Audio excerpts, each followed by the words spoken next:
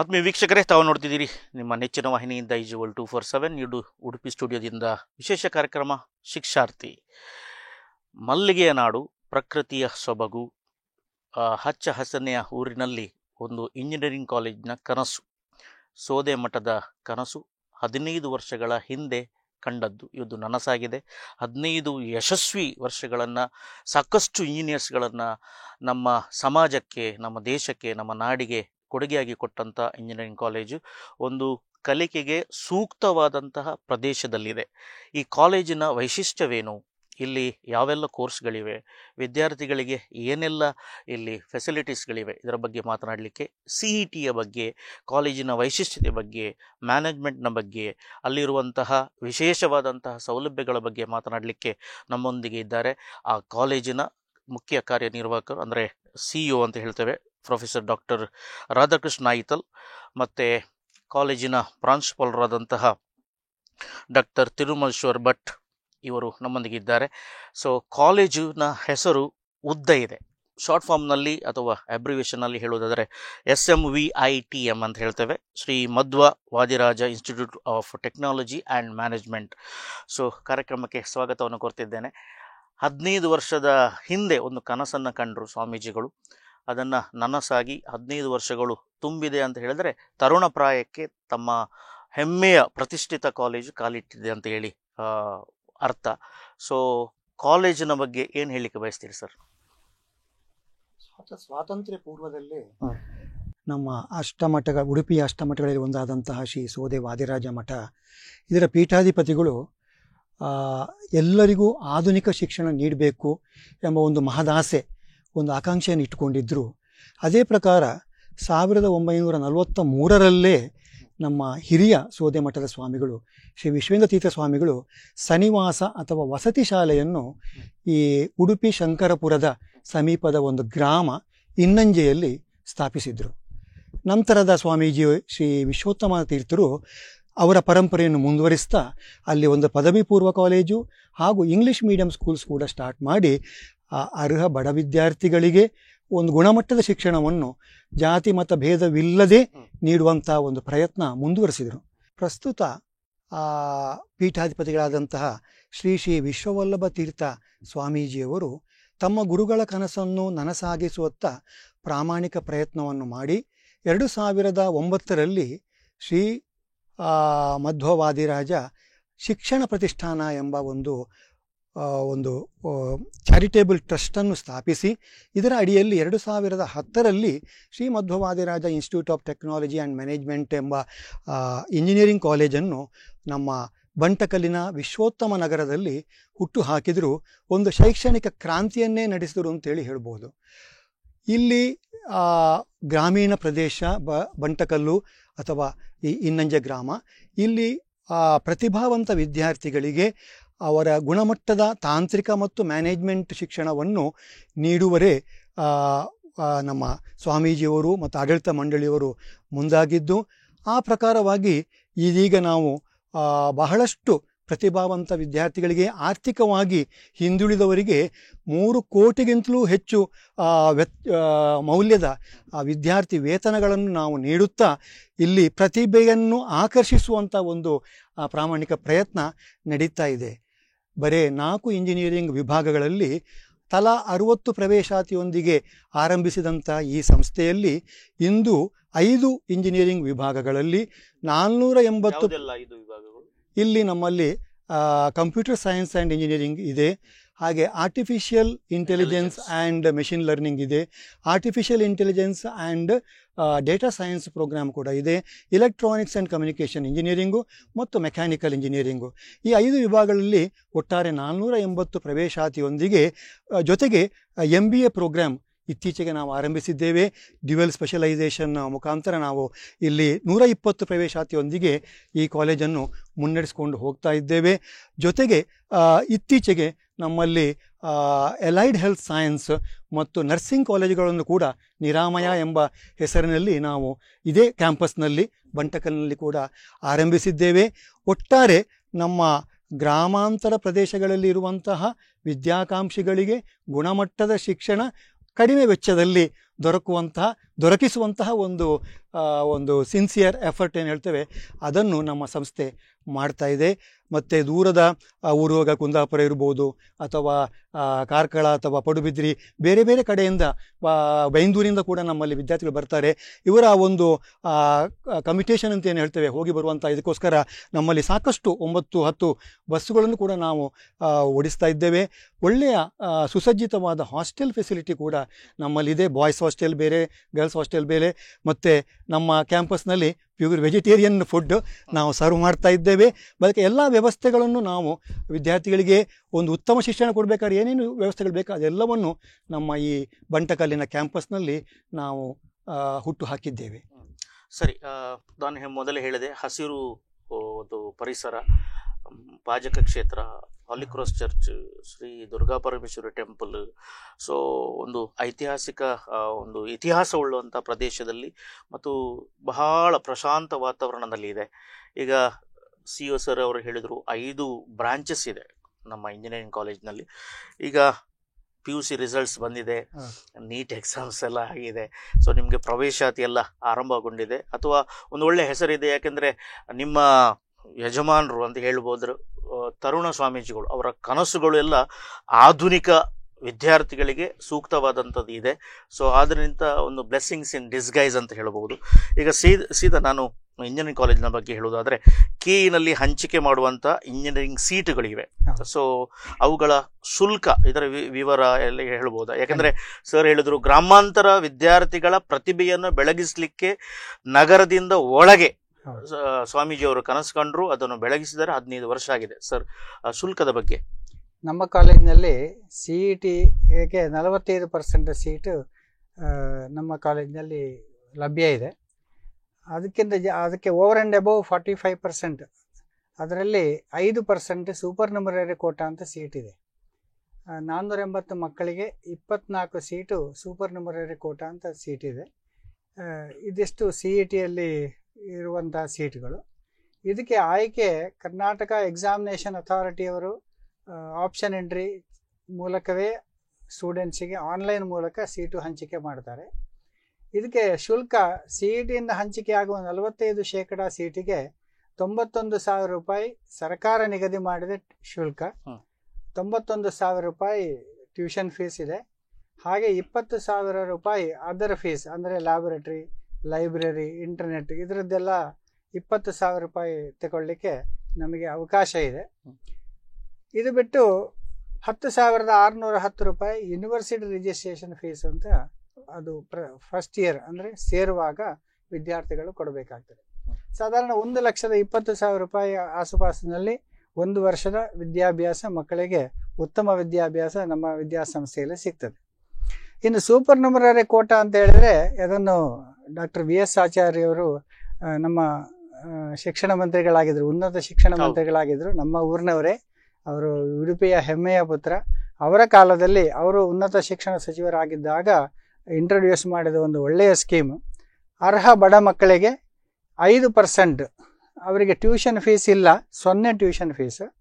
ಆದರೆ ಅದರ ಫೀಸ್ 20,000 ರೂಪಾಯಿ ಮತ್ತು ಯೂನಿವರ್ಸಿಟಿ ರಿಜಿಸ್ಟ್ರೇಷನ್ ಫೀಸ್ 10,610 ರೂಪಾಯಿಯಲ್ಲಿ ಶಿಕ್ಷಣ ಕೊಡಲಿಕ್ಕೆ ವ್ಯವಸ್ಥೆ ಆಗಿದೆ. ಅದರ ಎಲಿಜಿಬಿಲಿಟಿ ಏನು? ಸೂಪರ್ ನ್ಯೂಮರರಿ ಕೋಟಾ ಸೀಟ್ ಸಿಗಬೇಕಾದ್ರೆ 2 ರಿಕ್ವೈರ್ಮೆಂಟ್ ಇದೆ. ಒಂದು, ಒಳ್ಳೆ ಮೆರಿಟ್ ಇರಬೇಕು, ಹಾಗೆ ಅವರ ಇನ್ಕಮ್ ಕನಿಷ್ಠ ಇರಬೇಕು. ಈಗ ಒಳ್ಳೆ ಮೆರಿಟ್ ಅಂತ ಹೇಳಿದ್ರೆ 5,000 6,000 CET ರ್ಯಾಂಕಲ್ಲಿ ಇದ್ದು ಇನ್ಕಮ್ ಇಲ್ಲಿ ಆದರೂ 1 ಲಕ್ಷದ ಆಸುಪಾಸಿನೊಳಗೆ ಇದ್ದರೆ ಖಂಡಿತ ನಮ್ಮ ಕಾಲೇಜಿನಲ್ಲಿ ಸೂಪರ್ ನ್ಯೂಮರರಿ ಕೋಟಾ ಆ ವಿದ್ಯಾರ್ಥಿ ಅಥವಾ ವಿದ್ಯಾರ್ಥಿನಿಗೆ ಸಿಗ್ತದೆ. ಆದರೆ ಇದನ್ನು ಆಯ್ಕೆ ಮಾಡೋದು ಕರ್ನಾಟಕ ಎಕ್ಸಾಮಿನೇಷನ್ ಅಥಾರಿಟಿಯವರೇ. ಅದಕ್ಕೆ ನಮಗೇನು ಅದರಲ್ಲಿ ಮಧ್ಯಪ್ರವೇಶ ಮಾಡಲಿಕ್ಕೆ ಆಗೋದಿಲ್ಲ. ಪ್ಯೂರ್ಲಿ ಬೇಸ್ಡ್ ಆನ್ ಅವರ ಮೆರಿಟ್ ಮತ್ತು ಇನ್ಕಮ್ನ ಆಧಾರದಲ್ಲಿ ಅದು ಹಂಚಿಕೆ ಆಗ್ತದೆ. ಅದು ಬಿಟ್ಟು ಮ್ಯಾನೇಜ್ಮೆಂಟ್ ಕೋಟಾ ಅಂತ ಇದೆ ಅಥವಾ ಪ್ರೈವೇಟ್ ಸೀಟ್ ಅಂತ ಇದೆ, ಅದಕ್ಕೇನಾದರೂ ಅವಕಾಶ ಇದೆಯಾ? ಮ್ಯಾನೇಜ್ಮೆಂಟ್ ಸೀಟು ಅಡ್ಮಿಷನ್ ಆಗ್ತಾ ಇದೆ. ಹಾಗೆ ಕಾಮೆಡಿಕೆಯಲ್ಲೂ ನಮಗೆ 30% ಸೀಟನ್ನು ನಾವು ಕೊಡಲಿಕ್ಕೆ ನಮಗೆ ಹಕ್ಕಿದೆ. ಇದೆರಡು ಕಾಮೆಡಿಕೆ ಅಡ್ಮಿಷನ್ ಇನ್ನೂ ಪ್ರಾರಂಭ ಆಗಲಿಲ್ಲ. ಮ್ಯಾನೇಜ್ಮೆಂಟ್ ಸೀಟ್ ಅಡ್ಮಿಷನ್ ಈಗ ಪ್ರಾರಂಭ ಆಗಿದೆ. ಮಕ್ಕಳು ಯಾರಿಗೆ CETಯಲ್ಲಿ ಒಳ್ಳೆ ರ್ಯಾಂಕ್ ಬರಲಿಲ್ಲ, ಒಳ್ಳೆ PUCಯಲ್ಲಿ ಅಂಕ ಇದೆ, ಅವರಿಗೆ CETಯಲ್ಲಿ ಸಿಗುವುದಿಲ್ಲ ಅಂತ ಅವರಿಗೆ ಅನಿಸಿದರೆ ಮ್ಯಾನೇಜ್ಮೆಂಟಲ್ಲಿ ಕೂಡ ಅವರು ಬರ್ಬೋದು. ಹಾಸ್ಟೆಲ್ ಫೆಸಿಲಿಟಿ ಎಲ್ಲ ಇದೆ. ಹಾಸ್ಟೆಲ್ ಸರ್ ಹೇಳಿದ ಹಾಗೆ ಹಾಸ್ಟೆಲ್ ಫೆಸಿಲಿಟಿ ಒಳ್ಳೆ ಫೆಸಿಲಿಟಿ ಇದೆ. ಅಥವಾ ಕುಂದಾಪುರ ಆಸುಪಾಸಿನವರಿಗೆ, ಕಾರ್ಕಳದಿಂದ ಬರುವವರಿಗೆ ಎಲ್ಲ, ಹಿರಿಯಡ್ಕದಿಂದ ಬರುವವರಿಗೆಲ್ಲ ಬಸ್ಸಿನ ವ್ಯವಸ್ಥೆ ಕೂಡ ಇದೆ. ನಮ್ಮ ಸಂಸ್ಥೆಯ ಬಸ್ಸು ಆ ಕಡೆಯಿಂದೆಲ್ಲ ಓಡಾಡ್ತದೆ. ಸಂಸ್ಥೆ ಬಸ್ಸುಗಳಿವೆ, ರೂಟ್ ಬಸ್ಸುಗಳಿವೆ, ಬೇಕಾದಷ್ಟಿದೆ. ಬೇಕಾದಷ್ಟಿದೆ. ಸೊ ಸರ್, ಇಂಜಿನಿಯರಿಂಗ್ ಕಾಲೇಜ್ ಅಂತ ಹೇಳಿದ್ರೆ ಒಂದು ನಗರದಲ್ಲಿರುವಂಥದ್ದು ಅಥವಾ ಪಟ್ಟಣಕ್ಕೆ ಸಮೀಪದಲ್ಲಿರುವಂಥದ್ದು, ಇದು ಒಂದು ರಿಮೋಟ್ ಏರಿಯಾದಲ್ಲಿದೆ. ಮೇಲಾಗಿ ನಿಮ್ಮ ಕಾಲೇಜಿನ ಮುಂದಿನಿಂದಲೇ ಒಂದು 10 ಬಸ್ಸುಗಳು ಹೋಗ್ತವೆ ಮೂಡುಬಿದಿರೆ ಕಡೆಗೆ. ಈ ನಡುವೆ ಒಂದು ಕಾಂಪಿಟೇಷನ್ ಇದೆ. ಈ ಕಾಂಪಿಟೇಷನ್ನಲ್ಲಿ ನಾವು ಯುನಿಕ್ ಸೆಲ್ಲಿಂಗ್ ಪಾಯಿಂಟ್ಸ್ ಅಂತ ಹೇಳ್ತೇವೆ, ESP ಅಂತ ಹೇಳ್ತೇವೆ. ಇದರ ವೈಶಿಷ್ಟ್ಯ ಏನು ಹೇಳಲಿಕ್ಕೆ ಬಯಸ್ತೀರಿ? ಸ್ಪೆಷಲಿ ಪ್ಯಾರೆಂಟ್ಸ್, ನಮ್ಮ ವೀಕ್ಷಕರು ವಿದ್ಯಾರ್ಥಿಗಳ ಜೊತೆಗೆ ಅವರ ಪೇರೆಂಟ್ಸ್ಗಳು ಕೂಡ ಇರ್ತಾರೆ. ಸೊ ನಾನು ನೋಡಿದ ಪ್ರಕಾರ ಇಂಜಿನಿಯರಿಂಗ್ ಕಾಲೇಜಿನ ವಿದ್ಯಾರ್ಥಿಗಳಿಗೆ ಯಾವುದೇ ರೀತಿಯ ಬೇರೆ ವಿಚಾರಗಳು ಬಾರದಂತೆ ಆ ಪ್ರದೇಶದಲ್ಲಿ ಇಲ್ಲ. 4-5 ಕಿಲೋಮೀಟರ್ ದೂರದಲ್ಲಿ ಇರುವಂಥದ್ದು ಅವರಿಗೆ ಬೇಕಾದದ್ದು. ಸೊ ಈ ನಿಟ್ಟಿನಲ್ಲಿ ಇನ್ ದ ಕಾಂಪಿಟೇಷನ್ ಇರುವಂತಹ ಸಂದರ್ಭದಲ್ಲಿ ನಿಮ್ಮ ಕಾಲೇಜು ಯಾಕೆ ಎದ್ದು ಕಾಣ್ತದೆ, ವಿಶೇಷ? ಸರಿ, ನಮ್ಮ ಕಾಲೇಜಿನ ಧ್ಯೇಯವಾಕ್ಯ ಅಂತ ಏನು ಹೇಳ್ತೇವೆ, motto is engineering your career and character with care. ಇಲ್ಲಿ ಪ್ರತಿಯೊಂದು ವರ್ಡ್ಗೆ ಕೂಡ ತುಂಬ ನಾವು ಒತ್ತು ಕೊಟ್ಟು ಮಾತು ಹೇಳ್ತೇವೆ. ವೃತ್ತಿ ಮತ್ತು ಚಾರಿತ್ರ್ಯ ಇದು ಎರಡೂ ಒಟ್ಟೊಟ್ಟಿಗೆ ಬೆಳೆದಾಗ ಮಾತ್ರ ಪರಿಪೂರ್ಣ ಒಂದು ಎಜುಕೇಷನನ್ನು ಕೊಡಲಿಕ್ಕಾಗ್ತದೆ ಎಂಬುದು ನಮ್ಮ ನಂಬಿಕೆ. ಸೊ ಇದನ್ನು ಬೆಳೆಸುವರೇ, ವಿನ್ಯಾಸಗೊಳಿಸುವರೇ ನಾವು ಒಂದು ಸಿನ್ಸಿಯರ್ ಎಫರ್ಟ್ ನಮ್ಮ ಕಾಲೇಜಿನಲ್ಲಿ ನಾವು ಹಾಕ್ತಾ ಇದ್ದೇವೆ. ಫಾರ್ ಎಕ್ಸಾಂಪಲ್, ಈ ಜ್ಞಾನದ ಹಂಚಿಕೆ, ನಾಲೆಜ್ ಶೇರಿಂಗ್ ಅಂತ ಏನು ಹೇಳ್ತೇವೆ, ಜೊತೆಗೆ ಕೌಶಲ್ಯ ಅಭಿವೃದ್ಧಿ, ಸ್ಕಿಲ್ ಡೆವಲಪ್ಮೆಂಟ್, ಇನ್ನು ನಾವೀನ್ಯತೆಯ ಒಂದು ಉತ್ತೇಜನ, ಇನ್ನೋವೇಷನ್, ಇದನ್ನು ಕೂಡ ನಾವು ಅಲ್ಲಿ ಒತ್ತು ಕೊಟ್ಟು ಹೇಳ್ತಾ ಇದ್ದೇವೆ. ಮತ್ತು ಉದ್ಯಮಶೀಲತೆ, ಆಂಟ್ರಪ್ರಿನರ್ಶಿಪ್ ಸ್ಕಿಲ್ ಅಂತ ಏನು ಹೇಳ್ತೇವೆ, ಇದಕ್ಕೆ ಬೇಕಾದಂತಹ ಒಂದು ಪ್ರೋತ್ಸಾಹ. ಇದರ ಮುಖಾಂತರ ಆ ಸುರುವಿನ ವರ್ಡ್ ಏನು ಹೇಳಿದೆ, ಕರಿಯರ್ ಬಿಲ್ಡಿಂಗ್, ಇದು ನಮ್ಮ ಕಾಲೇಜಲ್ಲಿ ನಡೆಸ್ತಾ ಇದ್ದೇವೆ. ಅದೇ ರೀತಿಯಲ್ಲಿ ಕ್ಯಾರೆಕ್ಟರ್ ಬಿಲ್ಡಿಂಗ್, ಇಲ್ಲಿ ನಮಗೆ ಏನು ಹೇಳ್ತೇವೆ, ಮಕ್ಕಳಲ್ಲಿ ಆ ಒಂದು ಶಿಸ್ತಿಗೆ ನಾವು ತುಂಬ ಹೆಸರು ಪಡೆದಂಥ ಒಂದು ಸಂಸ್ಥೆ, ಹೆಮ್ಮೆ ಆಗ್ತದೆ ಹೇಳಲಿಕ್ಕೆ. ಹಾಗೆ ನಾಯಕತ್ವ ಗುಣ, ಲೀಡರ್ಶಿಪ್ ಕ್ವಾಲಿಟೀಸ್, ಆಮೇಲೆ ಅದಕ್ಕಿಂತ ಹೆಚ್ಚು ಸಾಮಾಜಿಕ ಜವಾಬ್ದಾರಿಯ ಒಂದು ಅರಿವನ್ನು ಹುಟ್ಟಿಸುವಂಥ ಒಂದು ಪ್ರಯತ್ನ, ಹಾಗೆ ಸಾಂಸ್ಕೃತಿಕ ಆಸಕ್ತಿಯನ್ನು ಹುಟ್ಟಿಸುವಂಥದ್ದು, ಸಮುದಾಯ ಸೇವೆ, ಕಮ್ಯುನಿಟಿ ಸರ್ವಿಸ್ ಅಂತ ಏನು ಹೇಳ್ತೇವೆ ಅದರ ಬಗ್ಗೆ. ಇದೆಲ್ಲಕ್ಕಿಂತ ಮಿಗಿಲಾಗಿ ಆಧ್ಯಾತ್ಮಿಕ ಕಂಪನ್ನು ಹರಡಿಸುವಂತಹ ಒಂದು ಪ್ರಯತ್ನದ ಮೂಲಕ ಕ್ಯಾರೆಕ್ಟರ್ ಬಿಲ್ಡಿಂಗನ್ನು ಕೂಡ ನಾವು ಮಾಡಲಿಕ್ಕೆ ಬದ್ಧರಾಗಿದ್ದೇವೆ. ನಮ್ಮ ಯುನೀಕ್ ಸೆಲ್ಲಿಂಗ್ ಪಾಯಿಂಟ್ಸ್ ಅಥವಾ ಪ್ರಪೋಸಿಷನ್ಸ್ ಏನು ಅಂತ ಹೇಳಿ ನೀವು ಕೇಳಿದ್ದಕ್ಕೆ ಹೇಳುವುದಾದರೆ, ಆಧ್ಯಾತ್ಮಿಕ ಬೇರುಗಳು, ನವನವೀನ ಚಿಂತನೆಗಳು, ಕೈಗಾರಿಕಾ ಮತ್ತು ಸಂಶೋಧನಾ ಸಂಸ್ಥೆಗಳೊಂದಿಗೆ ನಿರಂತರ ಸಂಪರ್ಕ, ಸಮಗ್ರ ಶಿಕ್ಷಣ, ಸಮಗ್ರ ಶೈಕ್ಷಣಿಕ ಅಭಿವೃದ್ಧಿಯ ಯೋಜನೆಗಳು, ಎಲ್ಲ ಹಂತಗಳಲ್ಲೂ ಪಾರದರ್ಶಕತೆ, ಟ್ರಾನ್ಸ್ಪರೆನ್ಸಿ ಅಂತೇನು ಹೇಳ್ತೇವೆ, ಪಾಸಿಟಿವಿಟಿ, ಸಕಾರಾತ್ಮಕತೆ, ಆಕರ್ಷಕ ಕ್ಯಾಂಪಸ್ ಲೈಫ್, ಮತ್ತು ವೈವಿಧ್ಯಮಯ ಸಹಪಾಠ್ಯ ಅಥವಾ ಪಾಠೇತರ ಚಟುವಟಿಕೆ, ಕೋ ಕರಿಕ್ಯುಲರ್, ಎಕ್ಸ್ಟ್ರಾ ಕರಿಕ್ಯುಲರ್ ಆಕ್ಟಿವಿಟಿಗೆ ತುಂಬ ಸ್ಪರ್ಧೆ ಮತ್ತು ಒತ್ತು ಕೊಡ್ತಾ ಇದ್ದೇವೆ. ಇದರ ಜೊತೆಗೆ ಗ್ರೀನ್ ಕ್ಯಾಂಪಸ್, ಇಲ್ಲಿ ನೀವೇ ಆಗ ಹೇಳಿದ ಹಾಗೆ ಹಸಿರು ಪರಿಸರ ನಮ್ಮದು, ಇದಕ್ಕೆ ನಾವು ಹೆಸರು ಪಡೆದಿದ್ದೇವೆ. ಇದೆಲ್ಲ ನಮ್ಮ ವೈಶಿಷ್ಟ್ಯಗಳು. ಯಾವುದೇ ಮಾಲಿನ್ಯ ಇಲ್ಲ, ಖಂಡಿತವಾಗಿಯೂ ಇಲ್ಲ, ಯಾವ ರೀತಿಯಲ್ಲೂ ಇಲ್ಲ. ಇದು ನಮ್ಮ ಮತ್ತೊಂದು ನಾವು ಏನು ಇಲ್ಲಿ ನಮ್ಮ ಕಾಲೇಜಿನಲ್ಲಿ ನಾವು ನಂಬ್ತಾ ಇದ್ದೇವೆ ಅಂದರೆ, ನಮ್ಮ ಮಕ್ಕಳ, ನಮ್ಮ ಅಧ್ಯಾಪಕ ವರ್ಗದವರ ಹಾಗೂ ನಮ್ಮ ಸಂಸ್ಥೆಯ ಸಾಧನೆಗಳೇ ನಮ್ಮ ಪ್ರಚಾರದ ಅಳತೆಗೋಲು. Performance speaks here, performance is our publicity, that's all. 2014 ಒಂದು ಉದಾಹರಣೆ ಹೇಳ್ತಾ ಇದ್ದೇನೆ. ನಮ್ಮ ಭಾರತ ರತ್ನ ಮಾಜಿ ರಾಷ್ಟ್ರಪತಿ ಡಾಕ್ಟರ್ APJ ಅಬ್ದುಲ್ ಕಲಾಂರವರು 2014 ನಮ್ಮ ಸಂಸ್ಥೆಗೆ ಬಂದಿದ್ದರು ವಿದ್ಯಾರ್ಥಿಗಳ ಸಂವಾದಕ್ಕಾಗಿ. ಅವರನ್ನು ಸ್ವಾಗತಿಸಿದ್ದು ನಮ್ಮ ವಿದ್ಯಾರ್ಥಿಗಳೇ ಡೆವಲಪ್ ಮಾಡಿದಂತಹ ಒಂದು ಟೆಲಿಪ್ರೆಸೆನ್ಸ್ ರೋಬೋಟ್. ಆ ರೋಬೋಟಿನ ಮುಖಾಂತರ ಮಕ್ಕಳೇ ಅದನ್ನು ಆಪರೇಟ್ ಮಾಡುತ್ತಾ ನಮ್ಮ ಡಾಕ್ಟರ್ ಅಬ್ದುಲ್ ಕಲಾಂ ಅವರನ್ನು ಸ್ವಾಗತಿಸಿದ್ರು. ಬೆರಗಾಗಿ ಬಿಟ್ಟರು. ಅವರು ಅದರ ಕಂಟ್ರೋಲನ್ನು ತಾನು ಹೇಳಿದ ಹಾಗೆ ನಡೆಸಿ ಮಕ್ಕಳ ಆ ಕಾರ್ಯಕ್ಷಮತೆ ಅಥವಾ ತಾಂತ್ರಿಕ ನೈಪುಣ್ಯವನ್ನು ಅಲ್ಲಿಯೇ ಅವರು ಅಂದಾಜು ಮಾಡಿ ಮುಂದೆ ಅವರ ಭಾಷಣದಲ್ಲಿ ಹೇಳ್ತಾರೆ, ಒಂದು ಇಂಜಿನಿಯರಿಂಗ್ ಕಾಲೇಜು ಅಂತ ಹೇಳಿ ಇರಬೇಕಾದ್ರೆ ಅಲ್ಲಿನ ವಿದ್ಯಾರ್ಥಿಗಳಲ್ಲಿ ಯಾವ ಒಂದು ಉತ್ಸಾಹ ಮತ್ತು ತಾಂತ್ರಿಕ ನೈಪುಣ್ಯತೆ ಮತ್ತು ಶ್ರದ್ಧೆ ಇದೆಲ್ಲ ಇರಬೇಕು, ಅದನ್ನು ನಾನು ಇವತ್ತು ಕಂಡೆ ಎಂಬ ಒಂದು ಮೆಚ್ಚುಗೆಯ ಮಾತುಗಳನ್ನು ಅವರು ಆಡಿದರು. ಈಗ ನಾವು ಸ್ವಾಯತ್ತ ಸ್ಥಾನಮಾನ ಅಂದರೆ ಆಟೋನಮಸ್ ಇನ್ಸ್ಟಿಟ್ಯೂಷನ್ ಆಗಿ ಸದ್ಯದಲ್ಲೇ ಘೋಷಣೆ ಆಗಲಿಕ್ಕಿದೆ, ಪರ್ಮಿಷನ್ ಎಲ್ಲ ಆಗಿದೆ ಕರ್ನಾಟಕ ಸ್ಟೇಟ್ ಗೌರ್ಮೆಂಟಿಂದ ಬರಲಿಕ್ಕಿದೆ. ಖಂಡಿತವಾಗಿಯೂ ಅದು ಏನೋ ಸಮ್ಮ ಟೆಕ್ನಿಕಲ್ ಇಶ್ಯೂಸಿಂದ ಇದಾಗಿದೆ, ಬಟ್ ನಮ್ಮದು ಎಲ್ಲ ಪರ್ಮಿಷನ್ ಆಗಿದೆ.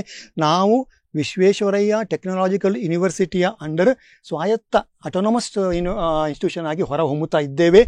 ಜೊತೆಗೆ ನ್ಯಾಷನಲ್ ಬೋರ್ಡ್ ಆಫ್ ಅಕ್ರಿಡಿಟೇಷನ್ನಿಂದ ಕೂಡ ಮಾನ್ಯತೆ ಪಡೆದಿದ್ದೇವೆ. ಹೌದು, ನ್ಯಾಕಿಂದ ಕೂಡ ನಾವು ಎ ಗ್ರೇಡ್ ಮಾನ್ಯತೆಯನ್ನು ಪಡೆದಿದ್ದೇವೆ. ನಮ್ಮ ವಿದ್ಯಾರ್ಥಿಗಳ ಪ್ರತಿಭೆಗೆ ಉದಾಹರಣೆಯಾಗಿ 3 ಯೂನಿವರ್ಸಿಟಿ ಲೆವೆಲ್ ನಮಗೆ ರ್ಯಾಂಕು ಅಥವಾ ಗೋಲ್ಡ್ ಮೆಡಲ್ಸ್ ಕೂಡ ಬಂದಿದೆ.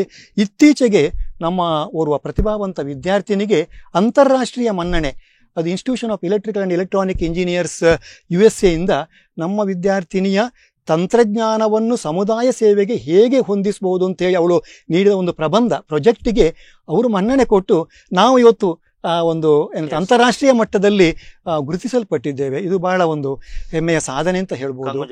ಹಾಗೆಯೇ ಖಂಡಿತ ನಮ್ಮ ಮತ್ತೊಬ್ಬರು ವಿದ್ಯಾರ್ಥಿನಿ ಇತ್ತೀಚೆಗೆ 2025 ರಿಪಬ್ಲಿಕ್ ಡೇ ಪೆರೇಡ್ನಲ್ಲಿ ಭಾಗವಹಿಸಿದ್ಲು, NCC ಕ್ಯಾಡೆಟ್ಟು.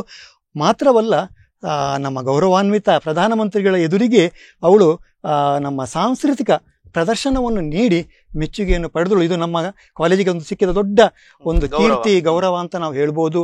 ಮತ್ತು ರಾಜ್ಯ ಮಟ್ಟದಲ್ಲಿ, ರಾಷ್ಟ್ರ ಮಟ್ಟದಲ್ಲಿ ನಮ್ಮ ಮಕ್ಕಳು ಹ್ಯಾಕೋಥಾನ್ ಇರ್ಬೋದು, ಐರೋಥಾನ್ ಇರ್ಬೋದು, ಇಂಥದ್ದು ಹೊಸ ಈಗ ಸ್ಪರ್ಧೆಗಳು ನಡೀತಾ ಇದೆ. ಇದರೆಲ್ಲದರಲ್ಲೂ ಅವರು ಚಾಂಪಿಯನ್ಸ್ ಆಗಿ ಹೊರಹೊಮ್ಮುತ್ತಾ ಇದ್ದಾರೆ. ಇದನ್ನೆಲ್ಲ ಹೇಳಲಿಕ್ಕೆ ನಮಗೂ ಹೆಮ್ಮೆ ಅನಿಸ್ತಾ ಇದೆ. ಪತ್ರಿಕೆಗಳಲ್ಲಿ ಸ್ವಚಿತ್ರವಾಗಿ ತಮ್ಮ ಕಾಲೇಜಿನ ಪ್ರತಿ ಕಾರ್ಯಕ್ರಮಗಳು, ನೀವು NCC ಹೇಳಿದ್ರಿ, NSS ಇದೆ, ಬೇರೆ ಬೇರೆ ಕಾರ್ಯಕ್ರಮಗಳು ವಿದ್ಯಾರ್ಥಿಗಳೇ ನಡೆಸುವಂತದ್ದು, ಎನ್ರಿಚ್ಮೆಂಟ್ ಪ್ರೋಗ್ರಾಮ್ಸ್ ಗಳನ್ನ ನಾವು ನೋಡ್ತಾ ಇದ್ದೇವೆ. ಸರ್, ನಿಮ್ಮ CEO ಸರ್ ಅವರು ಹೇಳಿದ್ರು, ನಮ್ಮ ಫ್ಯಾಕಲ್ಟಿಯ ಒಂದು ಎಲಿಜಿಬಿಲಿಟಿ, ಕ್ವಾಲಿಫಿಕೇಶನ್ಸ್, ಅವರ ಪರ್ಫಾರ್ಮೆನ್ಸೇ ನಮ್ಗೊಂದು ಅಳತೆಗೋಲು ಅಂತ ಹೇಳಿ. ಸೊ ನೀವು ಪ್ರಿನ್ಸಿಪಾಲ್ರು, ಹೇಗಿದೆ ಫ್ಯಾಕಲ್ಟಿ? ಪ್ರತಿ ಡಿಪಾರ್ಟ್ಮೆಂಟಿಗೂ ಬೇಕಾದ ಫ್ಯಾಕಲ್ಟಿಯನ್ನು ನಾವು ತುಂಬ ಜಾಗ್ರತೆಯಾಗಿ ರೆಕ್ರೂಟ್ಮೆಂಟ್ ಮಾಡ್ತಾ ಇದ್ದೇವೆ. ಅದಕ್ಕೊಂದು ರೆಕ್ರೂಟ್ಮೆಂಟ್ ಕಮಿಟಿ ಅಂತಲೇ ಇದೆ. ಅವರ ಟೀಚಿಂಗ್ ಪರ್ಫಾರ್ಮೆನ್ಸನ್ನು ನೋಡಿ ಆಮೇಲೆ ಪರ್ಸನಲ್ ಟ್ರೇಡ್ಸನ್ನು ಕೂಡ ಇವ್ಯಾಲ್ಯೂಯೇಟ್ ಮಾಡುವ ಸಿಸ್ಟಮ್ ಇದೆ. ಮತ್ತು ನಮಗೆ ಎಷ್ಟು ಫ್ಯಾಕಲ್ಟಿ ಬೇಕು ಅಂತ ನಮಗೆ VTU ಹಾಗೂ AICTE ಮಾನದಂಡ ಇದೆ. ಆ ಮಾನದಂಡದ ಪ್ರಕಾರವೇ ನಾವೆಲ್ಲ ಫ್ಯಾಕಲ್ಟಿಯನ್ನು, ಸ್ಟಾಫನ್ನು ರೆಕ್ರೂಟ್ಮೆಂಟ್ ಮಾಡಿಕೊಟ್ಟಿದ್ದೇವೆ. ಸರಿ.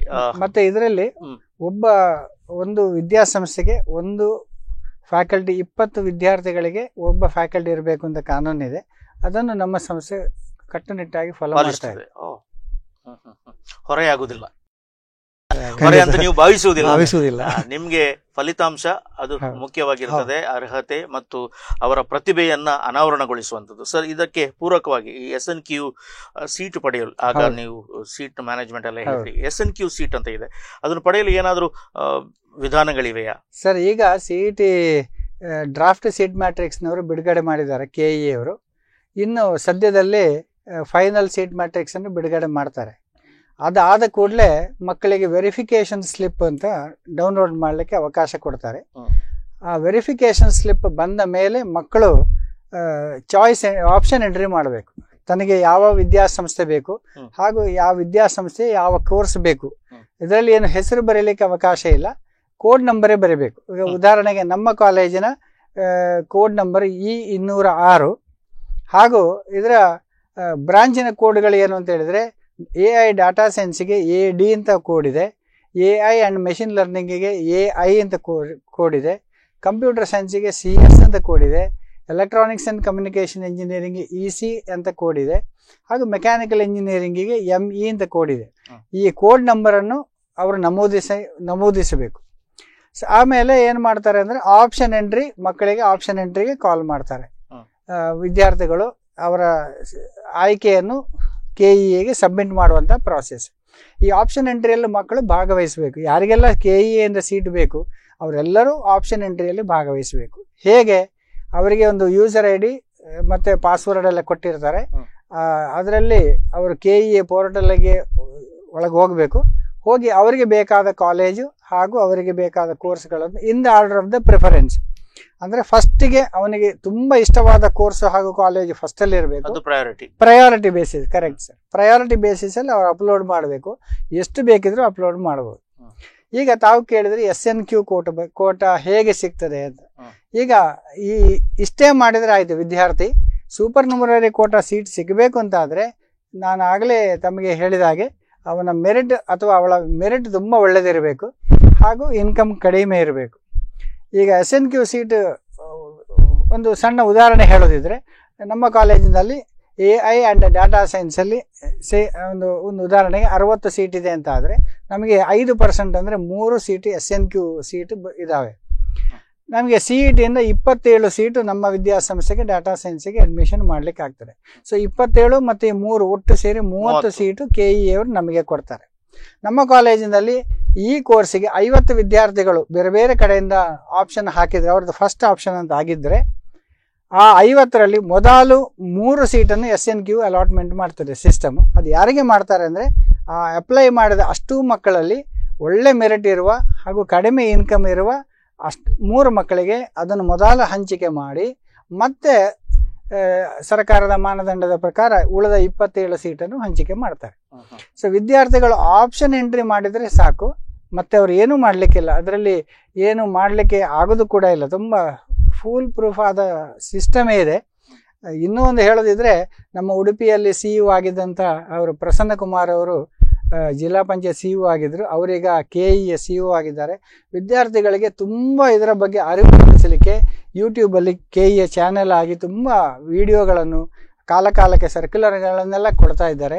ಅದನ್ನು ಓದಿದರೆ ಮಕ್ಕಳಿಗೆ ಕರೆಕ್ಟ್ ಆದ ಮಾಹಿತಿ ಗೊತ್ತಾಗ್ತದೆ. ಸೊ ಅಲ್ಲಿ ಆಪ್ಷನ್ ಕರೆಕ್ಟಾಗಿ ಹಾಕಿದರೆ ಅವರಿಗೆ SNQ ಸೀಟು ಸಿಗ್ತದೆ. ಸರಿ ಸರ್, ತಾವು ಹೇಳಿದ್ರಿ APJ ಅಬ್ದುಲ್ ಕಲಾಂ ಮೆಚ್ಚುಗೆ ವ್ಯಕ್ತಪಡಿಸಿದ್ರು. RD ಪರೇಡ್ನಲ್ಲಿ ನಿಮ್ಮ ವಿದ್ಯಾರ್ಥಿಗಳು ಇದ್ದಾರೆ. US ನಿಂದ ಒಂದು ಪ್ರಬಂಧವನ್ನ ಮೆಚ್ಚಿಕೊಂಡಿದ್ದಾರೆ. ನಮಗೆ ವಿದ್ಯಾರ್ಥಿನಿಗೆ ಒಂದು ರೆಕಗ್ನೈಸ್ ಮಾಡಿದ್ದಾರೆ. ಸೊ ನಾರ್ಮಲಿ ಮಾತನಾಡೋದಾದ್ರೆ ಇಂಜಿನಿಯರಿಂಗ್ ಪೇರೆಂಟ್ಸ್ ಮಾತನಾಡೋದು, ಆ ಇಂಜಿನಿಯರಿಂಗ್ ಕಾಲೇಜಿಗೆ ಹೋಗುವಲ್ಲಿ ಕ್ಯಾಂಪಸ್ ಪ್ಲೇಸ್ಮೆಂಟ್ ಉಂಟು, ಈ ಕಾಲೇಜಿಗೆ ಹೋಗು ಅಲ್ಲಿ ಇದು ಉಂಟು, ಬೆಂಗಳೂರಿಗೆ ಹೋಗು, ಮೈಸೂರಿಗೆ ಹೋಗು ಅಂತ ಹೇಳ್ತಾರೆ. ನಮ್ಮ ಊರಿನಲ್ಲಿ, ಅದು ಕೂಡ ಮಲ್ಲಿಗೆಯ ನಾಡಿನಲ್ಲಿ, ಮಲ್ಲಿಗೆ ಇಂಟರ್ನ್ಯಾಷನಲಿ ಫೇಮಸ್ ಆಗಿದೆ. ಸೊ ನಿಮ್ಮ ಉದ್ಯೋಗ ಅವಕಾಶಗಳು ಅಥವಾ ಕ್ಯಾಂಪಸ್ ಪ್ಲೇಸ್ಮೆಂಟ್ಸ್ಗಳು ಹೇಗಿವೆ, ಅಥವಾ ಹಳೆ ವಿದ್ಯಾರ್ಥಿಗಳು ಹೇಗೆ ಸ್ಪಂದನೆ ಮಾಡ್ತಿದ್ದಾರೆ ಹೊಸ ವಿದ್ಯಾರ್ಥಿಗಳಿಗೆ, ಇದರ ಬಗ್ಗೆ ಸ್ವಲ್ಪ ಹೆಚ್ಚಿನ ವಿವರ. ಖಂಡಿತ. ಹೆಚ್ಚಿನ ಕಂಪನಿಗಳು, ಇಂಡಸ್ಟ್ರಿಗಳು ಒಂದು ಕಾಲೇಜಿಗೆ, ನಮ್ಮ ಇಂಜಿನಿಯರಿಂಗ್ ಕಾಲೇಜಿಗೆ ಬಂದಾಗ ಕ್ಯಾಂಪಸ್ ಪ್ಲೇಸ್ಮೆಂಟ್ ಎಂಬ ಕಾರಣಕ್ಕೆ ಅವ್ರು ಬಂದಿರ್ತಾರೆ. ಮೊದಲನೇದಾಗಿ ಅವ್ರದ್ದು ಒಂದು ಅಪವಾದ, ಇದು ಜನರಲ್ ಆಗಿ ಎಲ್ಲ ಇನ್ಸ್ಟಿಟ್ಯೂಷನ್ಗೆ ಇರ್ತದೆ, ನಿಮ್ಮ ಮಕ್ಕಳು ಇಂಡಸ್ಟ್ರಿ ರೆಡಿ ಆಗಿಲ್ಲ ಅಥವಾ ಎಂಪ್ಲಾಯೇಬಲ್ ಇಲ್ಲ, ಉದ್ಯೋಗಕ್ಕೆ ಅವರು ಅರ್ಹರಾಗಿಲ್ಲ ಎಂಬ ಒಂದು ಅಪವಾದ. ಇದು ಸಾಮಾನ್ಯ ಅಪವಾದ. ಇದಕ್ಕೆ ಎಕ್ಸೆಪ್ಷನ್ಸ್ ಇದೆ. ಈ ಎಕ್ಸೆಪ್ಷನ್ ಆಗಬೇಕು ಎಂಬ ಕಾರಣಕ್ಕೆ ನಾವು ಪ್ರಯತ್ನ ಮಾಡ್ತಾ ಇದ್ದೇವೆ. ನಮ್ಮ ಕಾಲೇಜಿನಲ್ಲಿ ಒಂದು ಹಂತವಾಗಿ ತಜ್ಞ ತರಬೇತುದಾರರಿಂದ ಹೊರಗಿನ ಒಂದು ಪ್ರತಿಷ್ಠಿತ ಸಂಸ್ಥೆಗಳಿಂದ ನಾವು ಇಲ್ಲಿ ಮೊದಲನೇ ವರ್ಷದಿಂದ ಕೊನೆಯ ವರ್ಷದವರೆಗೆ ಕೂಡ 4 ವರ್ಷಗಳಲ್ಲಿ ನಾವು ಅವರಿಗೆ ಒಂದು ಪ್ಲೇಸ್ಮೆಂಟ್ ಟ್ರೈನಿಂಗ್ ಏನು ಹೇಳ್ತೇವೆ, ಕೌಶಲ್ಯ ಮತ್ತು ಉದ್ಯೋಗ ತರಬೇತಿಯನ್ನು ನೀಡುವಂತಹ ಪ್ರಯತ್ನ ನಮ್ಮಲ್ಲಿ ನಡೀತಾ ಇದೆ. ಟ್ರೈನಿಂಗ್ ಆ್ಯಂಡ್ ಪ್ಲೇಸ್ಮೆಂಟ್ ಯಾವ ರೀತಿ ನಡೀತದೆ ಅಂತ ಹೇಳಿದರೆ, ಶುರುವಿನ ವರ್ಷ ಅವರು ಇನ್ನು ನಮ್ಮ ಕಾಲೇಜನ್ನು ಪ್ರವೇಶಿಸ್ತಾರೆ.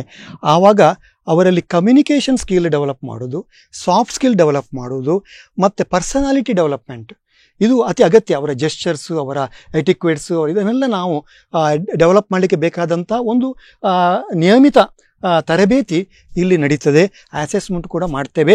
ಮಕ್ಕಳು ನಿರರ್ಗಳವಾಗಿ ಇಂಗ್ಲೀಷ್ನಲ್ಲಿ ಸಭಾ ಕಂಪನ ಇಲ್ಲದೆ ತಮ್ಮ ಒಂದು ಶಕ್ತಿಯನ್ನು ತೋರಿಸುವಂಥ ಒಂದು ರೀತಿಗೆ ನಾವು ಅವರನ್ನು ಬೆಳೆಸಲು ಪ್ರಯತ್ನ ಮಾಡ್ತೇವೆ. ಇಂಗ್ಲೀಷ್ ಲ್ಯಾಂಗ್ವೇಜ್ ಲ್ಯಾಬ್ ಅಂತ ಏನಿದೆ, ಅದು ಕೂಡ ನಮ್ಮಲ್ಲಿ ಇದೆ. ಇದೊಂದು ಯುನೀಕ್, ಇದು ಅವರ ಪ್ರೊನೌನ್ಸಿಯೇಷನ್ ತಪ್ಪಿದ್ರು ಕೂಡ ಅದು ಹೇಳಿಕೊಡ್ತದೆ. ಅವರು ಯಾವ ರೀತಿಯ ಸ್ಟೇಜ್ ಫಿಯರ್ ಇಲ್ಲದೆ ಮಾತಾಡಬೇಕೆಂಬುದನ್ನು ಅದು ತೋರಿಸ್ತದೆ. ಇಂಥ ಒಂದು ಪ್ರಯೋಗಗಳನ್ನು ನಾವು ಮಾಡಿದ್ದೇವೆ. 2ನೇ ವರ್ಷಕ್ಕೆ ಬಂದಾಗ ಅವರು ಸ್ವಲ್ಪ ಈ ಪ್ರೋಗ್ರಾಮಿಂಗ್ ಸ್ಕಿಲ್ಸ್ ಇರ್ಬೋದು, ಡಿಸೈನ್ ಸ್ಕಿಲ್ಸ್ ಇರ್ಬೋದು, ಟೆಕ್ನಿಕಲ್ ಸ್ಕಿಲ್ಸ್ ಇರ್ಬೋದು, ಟೆಕ್ನಿಕಲ್ ಆಪ್ಟಿಟ್ಯೂಡ್ ಟ್ರೈನಿಂಗ್, ಇದನ್ನೆಲ್ಲ ನಾವು ಅವರಿಗೆ ನಿಯಮಿತವಾಗಿ ಕೊಡ್ತೇವೆ. 3ನೇ ವರ್ಷ ಪಾದಾರ್ಪಣೆ ಮಾಡಿದಾಗ ಅವರಿಗೆ ಕಂಪನಿ ಓರಿಯೆಂಟೆಡ್ ಟ್ರೈನಿಂಗ್ ಕೊಡ್ತೇವೆ, ಬ್ರಾಂಚ್ ಸ್ಪೆಸಿಫಿಕ್. ಅವ್ರು ಯಾವ ಬ್ರಾಂಚಲ್ಲಿದ್ದಾರೆ, ಮುಂದೆ ಯಾವ ಕಂಪನಿಗೆ ಹೋಗ್ಬೋದು, ಅದಕ್ಕೆ ಯಾವ ಟ್ರೈನಿಂಗ್ ಕೊಡಬೇಕು, ಇದೆಲ್ಲವೂ ನಮ್ಮ ಪಠ್ಯವನ್ನು ಬಿಟ್ಟು ಎಡಿಷನಲ್ ನಾವು ಟ್ರೈನಿಂಗ್ ಅವರಿಗೆ ಕೋಚಿಂಗ್ ಕೊಡ್ತೇವೆ. ಹಿತದೃಷ್ಟಿಯಿಂದ ಇದನ್ನು ಅಡಿಷನಲ್ ಆಗಿ ನಾವು ಕೊಡ್ತಾ ಇದ್ದೇವೆ. ಮ್ಯಾನೇಜ್ಮೆಂಟ್ ಇದರಲ್ಲಿ ಹೆಚ್ಚಿನ ವೆಚ್ಚವನ್ನು ಅವರೇ ಭರಿಸ್ತಾ ಇದ್ದಾರೆ ಅಂತ ಒಂದು ನಾವು ಕಾರ್ಪೊರೇಟ್ ತರಬೇತುದಾರರಿಂದ ನಾವು ರೆಗ್ಯುಲರ್ ಆಗಿ ಈ ಒಂದು ಪ್ರತಿ ವಾರದಲ್ಲಿ ಕೂಡ ಅದರಿಗೆ ಡೆಫಿನೆಟ್ ನಂಬರ್ ಆಫ್ ಅವರ್ಸ್ ಇದಕ್ಕೆ ನಾವು ಡಿವೋಟ್ ಮಾಡ್ತಾ ಇದ್ದೇವೆ. 4ನೇ ವರ್ಷ ಬಂದಾಗ ಕ್ಯಾಂಪಸ್ ಪ್ಲೇಸ್ಮೆಂಟ್ ಎಂಬ ಒಂದು ಅವರಲ್ಲಿ ಮನಸ್ಸಿಗೆ ಬಂದಿರ್ತದೆ, ನನ್ನಿಂದ ಆಗ್ತದ ಇಲ್ವೋ, ನಾನು ಅದನ್ನು ಫಿಯರ್ ಇರ್ತದೆ. ಇದನ್ನು ಹೋಗಲಾಡಿಸ್ಕೋಸ್ಕರ ನಾವು ಮಾಕ್ ಟೆಸ್ಟ್ ಅಂತ ಮಾಡ್ತೇವೆ. Technical round test as well as ಏನಂತ HR ರೌಂಡ್. ಇಲ್ಲಿ ನಮ್ಮ ಮಕ್ಕಳು ಕೆಲವೊಮ್ಮೆ ಫೇಲ್ ಆಗೋದಲ್ಲಿ ಅವರಿಗೆ ನಾಲೆಜ್ ಇರ್ತದೆ, ಅದನ್ನು ಹೇಳಲಿಕ್ಕೆ ವ್ಯಕ್ತ ಮಾಡಲಿಕ್ಕೆ ಆಗೋದಿಲ್ಲ.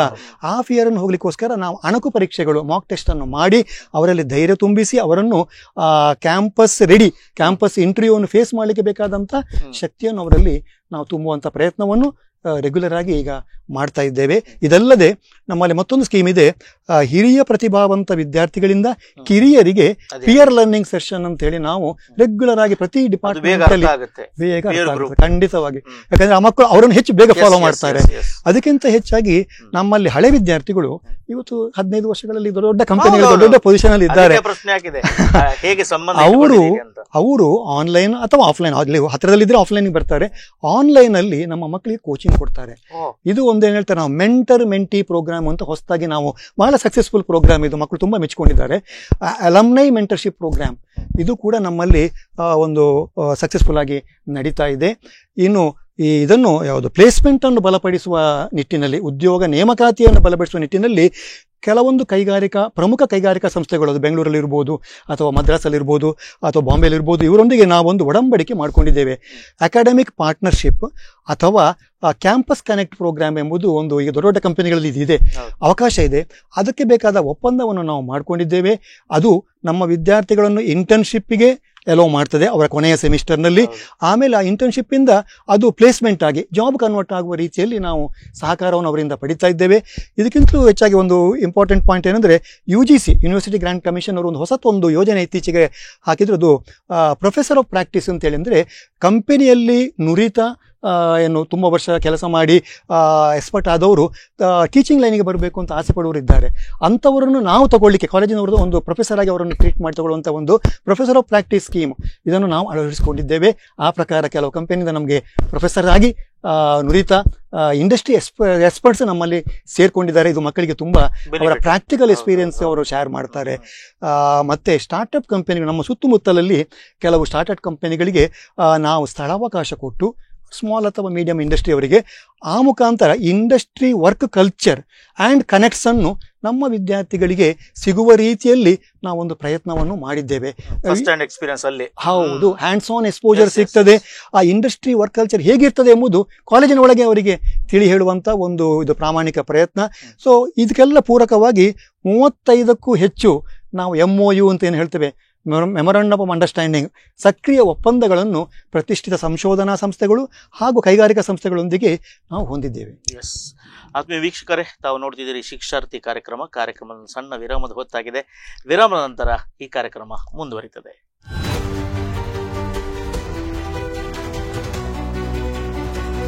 Looking for an institution that nurtures not just engineers but innovators of tomorrow? Welcome to Sri Madhva Vadiraja Institute of Technology and Management, Bantakal, Udupi. With over 15 years of excellence, more than 90% placements, 100 plus top recruiters and 100% internships sets you up for success. Backed by industry partnerships, students gain real-world exposure and practical learning. Future-ready courses, vibrant campus life, modern amenities and expert faculty where learning meets innovation. Engineering your career and character with care. For admissions, contact Sri Madhva Vadiraja Institute of Technology, Bantakal, Udupi.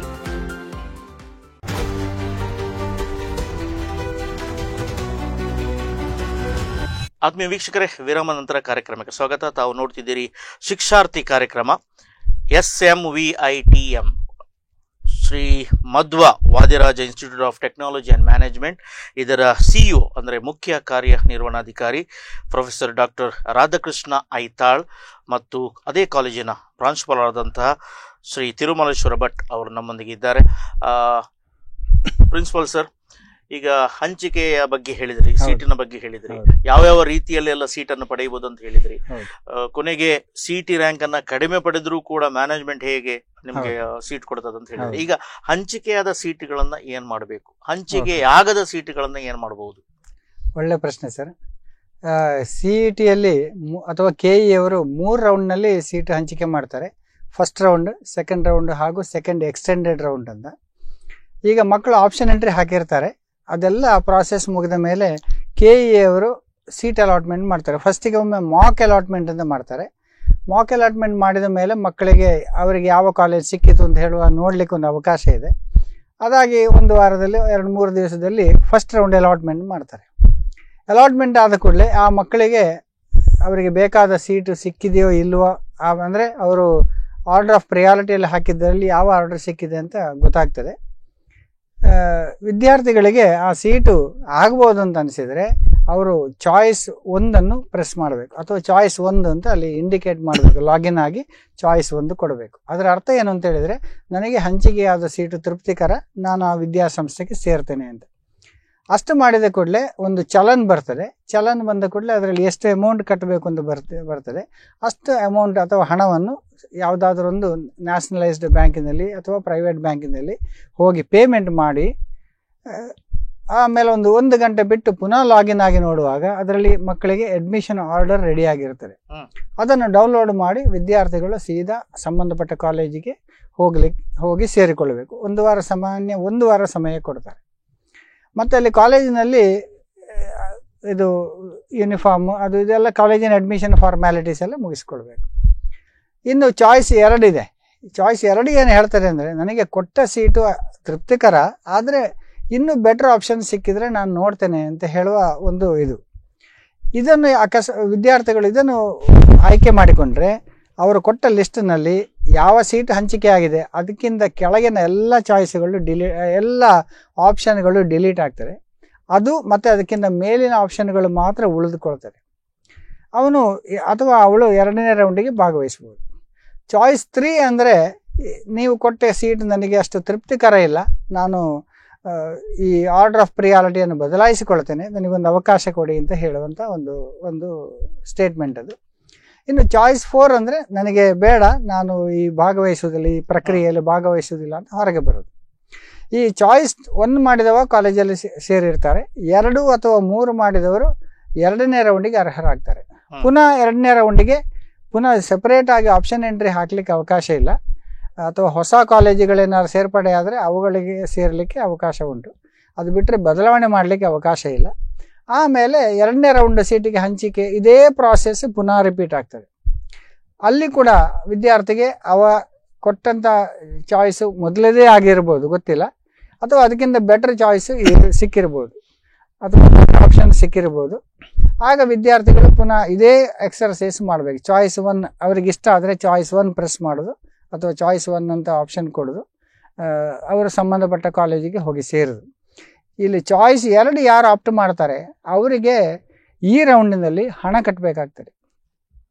ಅವರು choice 2 ಅಂದರೆ ಏನರ್ಥ, ನನಗೆ ಕೊಟ್ಟ seat ತೃಪ್ತಿಕರ, ಆದರೂ better ಆಪ್ಷನನ್ನು ನಾನು ನೋಡ್ತೇನೆ ಅಂತ. ಆದರೆ ಇಲ್ಲಿ ಹಣ ಕಟ್ಟಬೇಕಾಗ್ತದೆ. ಅವರು ಬ್ಯಾಂಕಿಗೆ ಹೋಗಿ ಹಣ ಕಟ್ಟಬೇಕು. ಹಣ ಕಟ್ಟಿ 3ನೇ ರೌಂಡಿಗೆ ಕಾಯಬೇಕು. ಪುನಃ ಚಾಯ್ಸ್ 3, ಚಾಯ್ಸ್ 4 ಆಗಿನ ಹಾಗೆ, ಅದರಲ್ಲಿ ಏನು ಬದಲಾವಣೆ ಇಲ್ಲ. ಆಗ ಈ 2ನೇ ಮತ್ತು 3ನೇ ಚಾಯ್ಸ್ ಕೊಟ್ಟವರು ಇನ್ನೊಂದು ರೌಂಡಿಗೆ ಅಲ್ಲಿ ಹೋಗಬೇಕಾಗ್ತದೆ. ಅಲ್ಲಿ ಒಂದೋ ಸೀಟ್ ಸಿಗ್ತದೆ, ಇಲ್ಲದ್ರೆ ಸಿಗೋದಿಲ್ಲ. 3ನೇ ರೌಂಡ್ನಲ್ಲಿ 2 ಅವಕಾಶ ಇರೋದು. ಒಂದು ಸೇರಬೇಕು, ಇಲ್ಲದ್ರೆ ಕ್ವಿಟ್ ಮಾಡಬೇಕು. ಇಲ್ಲಿ ಕ್ವಿಟ್ ಮಾಡಿ ಅವರೇ ಕೊಟ್ಟ ಇದರಲ್ಲಿ ಚಾಯ್ಸ್ ಇದು ಎಕ್ಸಿಟ್ ಆದರೆ ಏನೂ ತೊಂದರೆ ಇಲ್ಲ. CETಗೆ ಗೊತ್ತಾಗ್ತದೆ, ಅಥವಾ KE ಅವರಿಗೆ ಗೊತ್ತಾಗ್ತದೆ. ಅವರು ಎಷ್ಟು ಅದರ ಅಡ್ಮಿನಿಸ್ಟ್ರೇಟಿವ್ ಚಾರ್ಜಸನ್ನು ಮಾಡಿ ಅದರ ಉಳಿದ ಹಣವನ್ನು ವಾಪಸ್ ಕೊಡ್ತಾರೆ, ಹಣ ಕಟ್ಟಿದ್ದಿದ್ರೆ. ಇನ್ನು ಅಕಸ್ಮಾತ್ ನಾವು ಇಲ್ಲೆಲ್ಲ ಭಾಗವಹಿಸಿದ್ದೇವೆ, ಏನೂ ಆಪ್ಷನ್ ಕೊಡದೆ, ಏನೂ ಚಾಯ್ಸ್ ಕೊಡದೆ, ನಮಗೆ ಒಂದು ಕಾಲೇಜಿನಲ್ಲಿ ಸೀಟ್ ಸಿಕ್ಕಿದೆ, ನಾವು ಚಾಯ್ಸ್ 1, 2, 3, 4 ಅದು ಯಾವುದನ್ನು ಎಕ್ಸರ್ಸೈಸ್ ಮಾಡದೆ ನಾವು ಮ್ಯಾನೇಜ್ಮೆಂಟ್ ಮೂಲಕ ಯಾವುದೋ ಒಂದು ಕಾಲೇಜಿಗೆ ಅಥವಾ ಇನ್ಯಾವುದೋ ಕೋರ್ಸಿಗೂ ನಾವು ಸೇರಿಕೊಂಡ್ರೆ KEಗೆ ಅದನ್ನು ಅಗತ್ಯವಾಗಿ ಮಾಹಿತಿ ಕೊಡಬೇಕಾಗ್ತದೆ. ಇಲ್ಲದಿದ್ದರೆ ಆ ಸೀಟಲ್ಲಿ ಬ್ಲಾಕ್ ಆಗಿರ್ತದೆ. ಮತ್ತೆ ನಾಳೆ ಇನ್ನೇನೋ ತಾಪತ್ರೆ ಆಗಿ KE ಅವರು ಕರೆದು ಅಥವಾ ವಿದ್ಯಾರ್ಥಿ ಹತ್ರ ಎಕ್ಸ್ಪ್ಲನೇಷನ್ ಕೇಳುವ ಸಂದರ್ಭ ಇರ್ತದೆ. ಅದಕ್ಕಾಗಿ ಸೀಟ್ ಬೇಡ, KE ಹಂಚಿಕೆ ಮಾಡಿದ ಸೀಟ್ ಬೇಡ ಅಂತಾದರೆ ಅವರಿಗೆ ಒಂದು ಇಮೇಲ್ ಮೂಲಕ ಅಥವಾ ಖುದ್ದಾಗಿ KE ಮಲ್ಲೇಶ್ವರಂ 18ನೇ ಕ್ರಾಸ್ನಲ್ಲಿರುವ KE ಆಫೀಸಿಗೆ ಹೋಗಿ ಒಂದು ಅರ್ಜಿ ಕೊಟ್ಟು ನನಗೆ ಹಂಚಿಕೆ ಮಾಡಿದ ಸೀಟ್ ಬೇಡ ಅಂತ ಹೇಳಿ ಬರೋದು ತುಂಬ ಸೂಕ್ತ, ಹಾಗೂ ಅದು ಅವರಿಗೆ ಕೂಡ ತುಂಬ ಅನುಕೂಲ ಅಂತ ಹೇಳಲಿಕ್ಕೆ. ಆಪ್ಷನ್ ಎಂಟ್ರಿಯಲ್ಲಿ ಎಷ್ಟು ಕಾಲೇಜ್ ಎಷ್ಟು ಸೀಟ್ ಅನ್ನ ಆಯ್ಕೆ ಮಾಡ್ಲಿಕ್ಕೆ ಅವಕಾಶ ಇದೆ? ಆಪ್ಷನ್ ಎಂಟ್ರಿ ಮಾಡುವಾಗ ಎಷ್ಟು ಕಾಲೇಜು ಮಾಡ್ಬೋದು ಸರ್, ಅದರಲ್ಲಿ ಅವರಿಗೆ ಖುಷಿ ಬಂದಷ್ಟು ಮಾಡ್ಬೋದು. ಅಂದರೆ ಅದು ಕಂಪ್ಯೂಟ್ರಲ್ಲಿ ಕೊಡುವ ಕಾರಣ ಅವ್ರು ಎಷ್ಟು ಬೇಕಿದ್ರು ಮಾಡ್ಬೋದು. ಆದರೆ ಸಾಮಾನ್ಯ ಮಕ್ಕಳು ಏನು ಮಾಡ್ತಾರೆ ಅಂದರೆ ಪ್ರಾಮಿನೆಂಟ್ ಕಾಲೇಜಿನಲ್ಲೇ ಶುರು ಮಾಡ್ತಾರೆ, ಅವರು ಮಧ್ಯದಲ್ಲಿ ಸ್ಟಕ್ ಆಗಿಬಿಡ್ತಾರೆ. ಅದಕ್ಕೆ ನಮ್ಮ ಅನಿಸಿಕೆ ಏನು ಅಂತ ಹೇಳಿದರೆ, ಈಗ ಒಬ್ಬ ವಿದ್ಯಾರ್ಥಿಗೆ 25,000 ಇಂಜಿನಿಯರಿಂಗ್ ರ್ಯಾಂಕ್ ಅಂತ ಆದರೆ ಕಳೆದ ವರ್ಷ 25,000ಕ್ಕೆ ಅವನಿಗೆ ಇಷ್ಟವಾದ ಕೋರ್ಸ್ ಯಾವ ಕಾಲೇಜಿಗೆಲ್ಲ ಸಿಕ್ಕಿದೆ ಅದನ್ನೊಂದು ಮಾನದಂಡವಾಗಿಟ್ಟುಕೊಂಡು ಅದಕ್ಕೊಂದು ಸ್ವಲ್ಪ ಹಿಂದಿನಿಂದಲೇ 20,000 ರ್ಯಾಂಕಿನಿಂದಲೇ ಅವರ ಆಪ್ಷನನ್ನು ಹಾಕ್ತಾ ಬಂದರೆ ಅವರಿಗೆ ಬೇಕಾದ ಆಪ್ಷನ್ ಎಂಟ್ರಿ ಮಾಡಲಿಕ್ಕೆ ತುಂಬ ಸಮಯ ಬೇಕಾಗೋದಿಲ್ಲ, ಹಾಗೂ ಅದು ತುಂಬ ಕ್ರಿಸ್ಪ್ ಆಗಿರ್ತದೆ. ಇಲ್ಲದಿದ್ದರೆ ಕಾಲೇಜ್ ಒಂದರಿಂದಲೇ ಹಾಕ್ತಾ ಹೋದರೆ ಅವರಿಗೆ ಯಾವುದು ಕಾಲೇಜ್ ಹಾಕಬೇಕೋ ಅದು ಮರೆತು ಹೋದ್ರೂ ಹೋಗ್ಬೋದು, ಅಥವಾ ಅದರಲ್ಲಿ ಸ್ಕ್ರೀನಲ್ಲಿ ಕಾಣದೇ ಇರ್ಬೋದು, ಅಥವಾ ಅವರು ಅದನ್ನು ಮಿಸ್ ಆದರೂ ಆಗ್ಬೋದು. SMUIT ಕಾಲೇಜನ್ನೇ ಯಾಕೆ ಆಯ್ಕೆ ಮಾಡಬೇಕು ಸರ್? ಆಗಲೇ ಹೇಳಿದ ಹಾಗೆ ವಿದ್ಯಾರ್ಥಿಗಳಿಗೆ ಒಂದು ಶಿಕ್ಷಣ ಜೊತೆಗೆ ಮೌಲ್ಯ ಕೂಡ ಇಲ್ಲಿ ಸಿಗ್ತದೆ, ಶಿಸ್ತಿದೆ, ಆಮೇಲೆ ವಿದ್ಯಾರ್ಥಿಗಳಿಗೆ ಬೇಕಾದ ಉತ್ತಮ ತರಬೇತಿ ಇದೆ, ಪ್ಲೇಸ್ಮೆಂಟ್ ಇದೆ, ಆಮೇಲೆ ಇನ್ಕ್ಯುಬೇಷನ್ ಫೆಸಿಲಿಟೀಸ್ ಇದೆ, ಇನ್ನು ಹಲವಾರು ವಿಷಯಗಳಲ್ಲಿ ಕರಿಕ್ಯುಲರ್ ಎಕ್ಸ್ಟ್ರಾ ಕರಿಕ್ಯುಲರ್ ಆಕ್ಟಿವಿಟೀಸ್ ಎಲ್ಲ ಭಾಗವಹಿಸಲಿಕ್ಕೆ ಒಳ್ಳೆಯ ಅವಕಾಶ ಇದೆ, ಒಳ್ಳೆಯ ಪ್ರೋತ್ಸಾಹ ಕೊಡ್ತದೆ ಸಂಸ್ಥೆ. ಇದೆಲ್ಲ ಕಾರಣದಿಂದ ಖಂಡಿತ ನಮ್ಮ ವಿದ್ಯಾಸಂಸ್ಥೆಯು ಒನ್ ಆಫ್ ದ ಬೆಸ್ಟ್ ಸಂಸ್ಥೆ ಅಂತ ಹೇಳಲಿಕ್ಕೆ ನನಗೂ ತುಂಬ ಹೆಮ್ಮೆ ಆಗ್ತದೆ. ವಿದ್ಯಾರ್ಥಿಗಳು ಖಂಡಿತ ಅದನ್ನು ಆಯ್ಕೆ ಮಾಡಬಹುದು. ಇದನ್ನೆಲ್ಲ ನೋಡಿಯೇ UGC ಅವರು ನಮ್ಮ ಕಾಲೇಜಿಗೆ ಆಟೋನಾಮಸ್ 15ನೇ ವರ್ಷದಲ್ಲಿ ಮಾನ್ಯತೆ ಕೊಟ್ಟಿದ್ದಾರೆ. Great achievement. 15 ಇಯರ್ಸ್ ಬರುವಂತದ್ದು ದೊಡ್ಡ ಸಾಧನೆ. ಮತ್ತೆ ನಿಮ್ಮ ಕ್ಯಾಂಪಸ್ ಸುತ್ತ ಯಾವುದೇ ಕೆಟ್ಟ ಚಟಗಳ ಅಂಗಡಿಗಳಿಲ್ಲ, ಪಬ್ ಇಲ್ಲ, ಮಾಲ್ ಇಲ್ಲ, ಥಿಯೇಟರ್ ಇಲ್ಲ. ಸೊ ಪೇರೆಂಟ್ಸ್ಗಳು ಕ್ಯಾಂಪಸ್ ನ ಒಳಗೆ ಹೋಗಿ ನನ್ನ ಮಗ ಅಲ್ಲಿ ತಿರುಗಾಡ್ತಾನಂತ ಹೇಳಿಕೊಳ್ಳಿಕ್ಕೆ ಅವಕಾಶನೇ ಇಲ್ಲ. ಸೊ ಅದಕ್ಕೋಸ್ಕರ ಕೂಡ may be the first choice SMUITM. Yes sir, ಈಗ ಸರ್ ಹೇಳಿದ್ರು ಇನ್ಕ್ಯುಬೇಷನ್ ಅಂದ್ರೆ ನಾವೀನ್ಯತೆಗಳು ನಿಮ್ಮ ಸಂಸ್ಥೆಯಲ್ಲಿ ಯಾವ ರೀತಿಯಲ್ಲಿ ಉತ್ತೇಜಿಸುವ ಅವಕಾಶಗಳಿವೆ? ಇತ್ತೀಚೆಗೆ ministry of small and medium enterprises MSME ಅಂತ ಏನು ಹೇಳ್ತೇವೆ, ಇವರು ನಮ್ಮ ಕಾಲೇಜನ್ನು ಬಿಸಿನೆಸ್ ಇನ್ಕ್ಯುಬೇಟರ್ ಆಗಿ ಕಾರ್ಯನಿರ್ವಹಿಸುವರೇ ಹೋಸ್ಟ್ ಇನ್ಸ್ಟಿಟ್ಯೂಟ್ ಅಂತ ಹೇಳಿ ಮಾನ್ಯತೆ ನೀಡಿದೆ. ನಾವೀಗ ಹೋಸ್ಟ್ ಇನ್ಸ್ಟಿಟ್ಯೂಟ್ ಆಗಿ ಗುರುತಿಸಲ್ಪಟ್ಟಿದ್ದೇವೆ. ಇದರ ಅಡಿಯಲ್ಲಿ ನಮ್ಮ 3 ಜನ ಬೋಧಕರಿಗೆ ಅವರ ಏನು ಕ್ರಿಯೇಟಿವ್ ಸ್ಟಾರ್ಟಪ್ ಐಡಿಯಾಗಳನ್ನು ಅವರು ಗುರುತಿಸಿ 35 ಲಕ್ಷಕ್ಕೂ ಅಧಿಕ ಅನುದಾನವನ್ನು ನೀಡಿ ಪ್ರೋತ್ಸಾಹಿಸಿದ್ದಾರೆ. 2 ವಿಶಿಷ್ಟ ಕಾರ್ಯಕ್ರಮಗಳು ನಮ್ಮಲ್ಲಿದೆ. ಪ್ರಾಜೆಕ್ಟ್ ಟು ಪ್ರಾಡಕ್ಟ್ ಅಂತ ಒಂದರ ಟೈಟಲ್. ಏನಂದ್ರೆ ವಿದ್ಯಾರ್ಥಿಗಳ ಯೋಜನೆ, ಆ ತಾಂತ್ರಿಕ ಯೋಜನೆಯನ್ನು ನವೀನ ಉತ್ಪನ್ನಗಳಾಗಿ ಪರಿವರ್ತಿಸುವಂಥ ಒಂದು ಅವಕಾಶ. ಇದಕ್ಕೆ ಪೂರ್ಣ ಸಹಕಾರ ನಾವು ಕೊಡ್ತಾ ಇದ್ದೇವೆ. 2ನೇದಾಗಿ ಈ ನಮ್ಮ ಅಧ್ಯಾಪಕ ವೃಂದದವರದ್ದು ರಿಸರ್ಚ್ ಟು ರೆವೆನ್ಯೂ ಪ್ರೋಗ್ರಾಮ್ ಅಂತ ಹೇಳಿ ಅವರ ಸಂಶೋಧನೆಯನ್ನು ಧನಾರ್ಜನೆಯತ್ತ ಪರಿವರ್ತಿಸುವಂತಹ ಒಂದು ಅವಕಾಶ. ಸೊ ವಿದ್ಯಾರ್ಥಿಗಳಿಗೂ ಹಾಗೂ ನಮ್ಮ ಅಧ್ಯಾಪಕ ವೃಂದದವರಿಗೂ ಅವರದೇ ಆದ ಕಲ್ಪನೆಯ ಸ್ಟಾರ್ಟಪ್ ಕಂಪನಿಗಳನ್ನು ನಮ್ಮ ಕಾಲೇಜಿನ ಆವರಣದಲ್ಲಿ ಹುಟ್ಟು ಹಾಕಲು ಬೇಕಾದಂತಹ ಎಲ್ಲ ಪ್ರೋತ್ಸಾಹ ಸಹಕಾರ ನಾವು ಕೊಡ್ತಾ ಇದ್ದೇವೆ. 7,500 ಚದರ ಅಡಿ ವಿಸ್ತೀರ್ಣದ ಒಂದು ಹೊಸ ಇನ್ಕ್ಯುಬೇಷನ್ ಸೆಂಟರ್ ತಲೆ ಎತ್ತುತ್ತಾ ಇದೆ ನಮ್ಮ ಕಾಲೇಜಿನ ಆವರಣದಲ್ಲಿ. ಇನ್ನೇನು 6 ತಿಂಗಳ ಒಳಗೆ ನಾವು ಇದನ್ನು ಅಧಿಕೃತವಾಗಿ ಉದ್ಘಾಟನೆ ಮಾಡುವರಿದ್ದೇವೆ. ಇಲ್ಲಿ ನಮ್ಮ ನವನವೀನ ತಂತ್ರಜ್ಞಾನಗಳು ಹಾಗೂ ಈ ಬಿಸಿನೆಸ್ ಮಾಡೆಲ್, ವ್ಯಾಪಾರ ಮಾದರಿಯನ್ನು ಮಾರುಕಟ್ಟೆಗೊಳಿಸಲು ಬೇಕಾದಂತಹ ಒಂದು ಉತ್ತೇಜನ, ಇದನ್ನು ನೀಡುವುದು ಈ ಇನ್ಕ್ಯುಬೇಷನ್ ಪೋಷಣಾ ಕೇಂದ್ರದ ಒಂದು ಕಲ್ಪನೆ.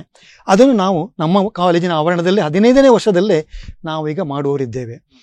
ಸೊ ಇದಕ್ಕೆ ನಮ್ಮ ಯಾರು ಬರ್ತಾರೆ ಅಂತ ಹೇಳಿದರೆ ನಮ್ಮ ವಿದ್ಯಾರ್ಥಿಗಳೇ ಮುಂದೆ ಬರ್ಬೋದು.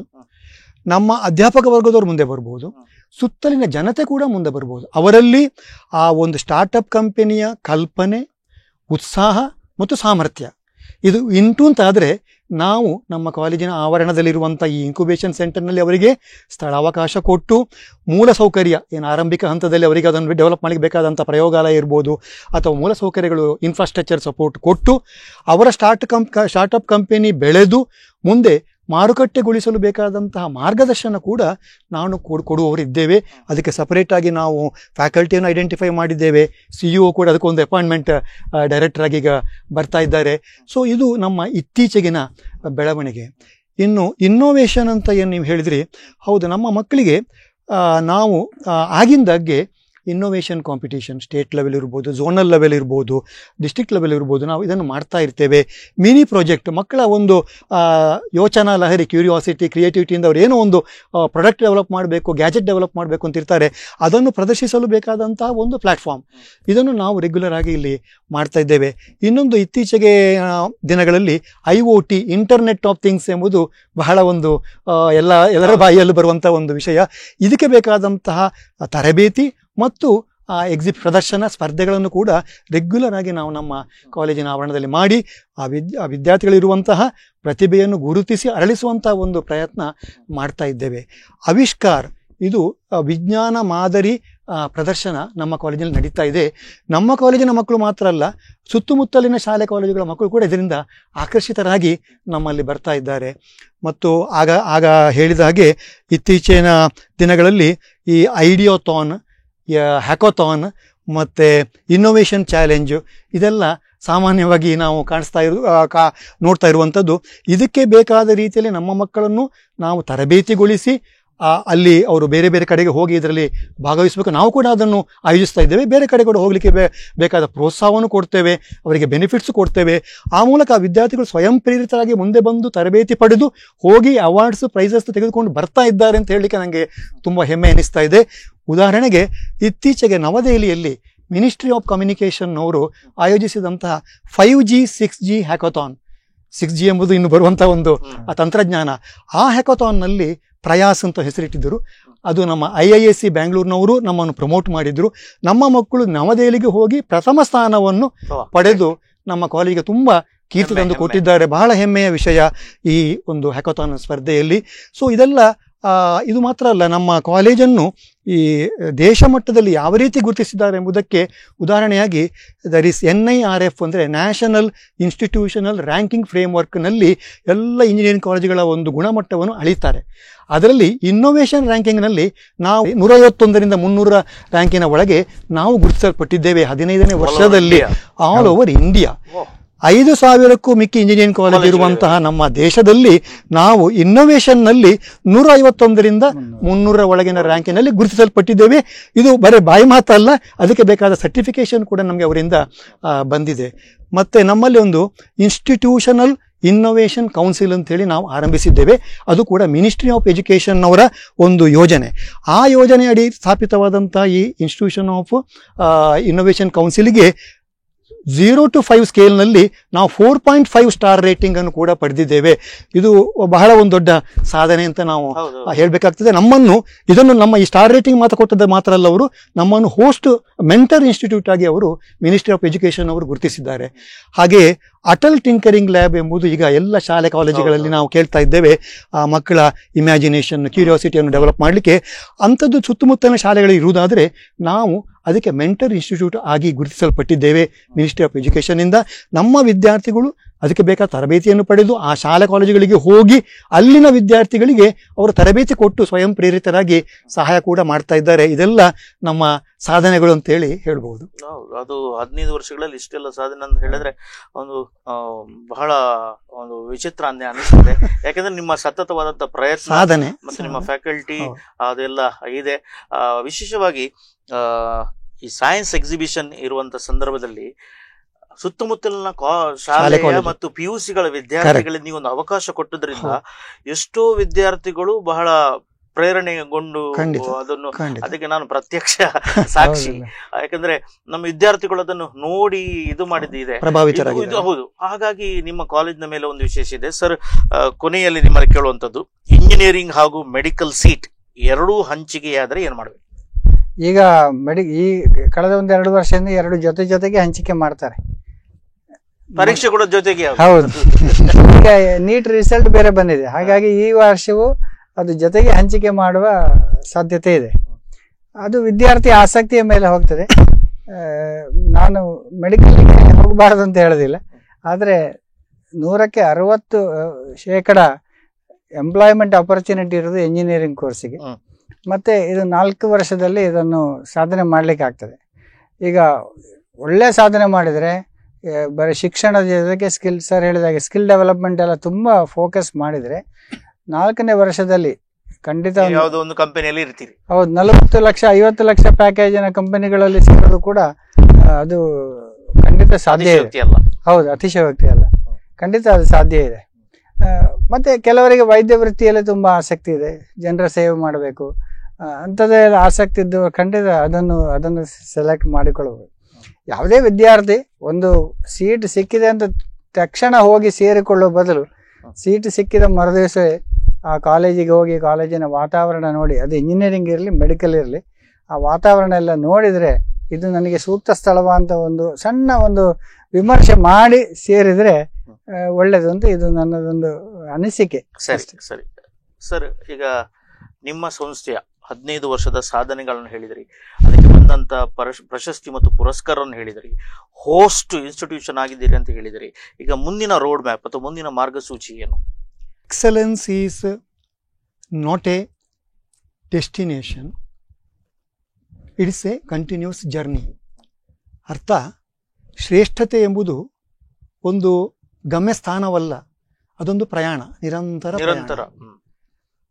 ಸೊ ಇದನ್ನು ನಾವು ಚೆನ್ನಾಗಿ ಅರಿತುಕೊಂಡು ನಮ್ಮ ಬೆನ್ನನ್ನು ನಾವೇ ತಟ್ಟಿಕೊಂಡು ನಾವು ಸಾಧಿಸಿದ್ದೇವೆ ಅಂತ ಹೇಳುವ ಬದಲು ಮುಂದಿನ ದಿನಗಳಲ್ಲಿ ಏನೇನು ಇನ್ನೂ ಸಾಧಿಸಬೇಕು, ನಮ್ಮ ಮುಂದಿನ ಹೆಜ್ಜೆಗಳು ಏನು, ಇದರ ಬಗ್ಗೆ ಒಂದು ಮಾರ್ಗಸೂಚಿಯನ್ನು ನಾವು ತಯಾರುಪಡಿಸಿದ್ದೇವೆ.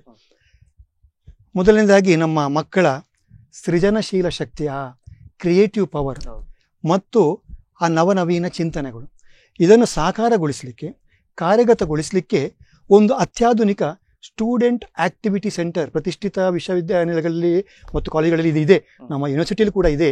ಇದನ್ನು ನಮ್ಮಲ್ಲಿ ನಾವು ಹುಟ್ಟು ಹಾಕಬೇಕು ಅಂತ ಹೇಳಿ ಒಂದು ಪ್ಲ್ಯಾನ್ ರೆಡಿ ಮಾಡಿದ್ದೇವೆ. ಇದು ಆ ಆಕ್ಟಿವಿಟಿ ಅಥವಾ ಚಟುವಟಿಕಾ ಕೇಂದ್ರವನ್ನು ನಾವು ಸದ್ಯದಲ್ಲೇ ಸ್ಥಾಪಿಸುವರಿದ್ದೇವೆ. 1 ವರ್ಷದ ಒಳಗೆ ನಮ್ಮಲ್ಲಿ ಸ್ಥಾಪಿಸ್ತೇವೆ. ನ್ಯಾಷನಲ್ ಎಜುಕೇಷನ್ ಪಾಲಿಸಿ 2020ಯ ಪ್ರಕಾರ ವಿದ್ಯಾ ಕ್ಷೇತ್ರದಲ್ಲಿ ಅಂತಾರಾಷ್ಟ್ರೀಕರಣ ಆಗಬೇಕು ಎಂಬುದು ನಮ್ಮ ಗೌರವಾನ್ವಿತ ಪ್ರಧಾನಮಂತ್ರಿಗಳ ಒಂದು ಕನಸು. ಇದರತ್ತ ಕೂಡ ನಾವು ಗಮನ ಹರಿಸಿದ್ದೇವೆ. ವಿದೇಶಿ ವಿಶ್ವವಿದ್ಯಾನಿಲಯಗಳು ಅಥವಾ ವಿದ್ಯಾಲಯಗಳೊಂದಿಗೆ ಸಕ್ರಿಯ ಒಪ್ಪಂದವನ್ನು ಮಾಡಿಕೊಂಡು ಸಂಶೋಧನಾ ಕ್ಷೇತ್ರ ಇರ್ಬೋದು, ಅಥವಾ ಆ ಸ್ಟೂಡೆಂಟ್ ಎಕ್ಸ್ಚೇಂಜ್ ಪ್ರೋಗ್ರಾಮ್ ಇರ್ಬೋದು, ಇಂಟರ್ನ್ಶಿಪ್ ಪ್ರಾಜೆಕ್ಟ್ ವರ್ಕ್ಗಳಿರ್ಬೋದು, ಅಥವಾ ಪಬ್ಲಿಕೇಶನ್ಸ್ ಇರ್ಬೋದು, ಈ ಎಲ್ಲ ಕ್ಷೇತ್ರಗಳಲ್ಲಿ ಆ ವಿಶ್ವವಿದ್ಯಾನಿಲಯದ ಪ್ರೊಫೆಸರ್ಗಳೊಂದಿಗೆ ನಾವು ಸಂಪರ್ಕವನ್ನು ಇರಿಸಿಕೊಂಡು ಸರ್ವಾಂಗೀಣ ಅಭಿವೃದ್ಧಿ ನಮ್ಮ ಕಾಲೇಜಿನಲ್ಲಿ ಆಗಬೇಕು ಎಂಬ ಒಂದು ಅಂತಾರಾಷ್ಟ್ರೀಕರಣದ ಚಿಂತನೆ ಕೂಡ ನಮ್ಮಲ್ಲಿ ಇದೆ. ಇನ್ನು 1-2 ವರ್ಷಗಳ ಒಳಗೆ ನಾವು ಖಂಡಿತ ಆ ಹಂತವನ್ನು ಕೂಡ ತಲುಪುವರಿದ್ದೇವೆ.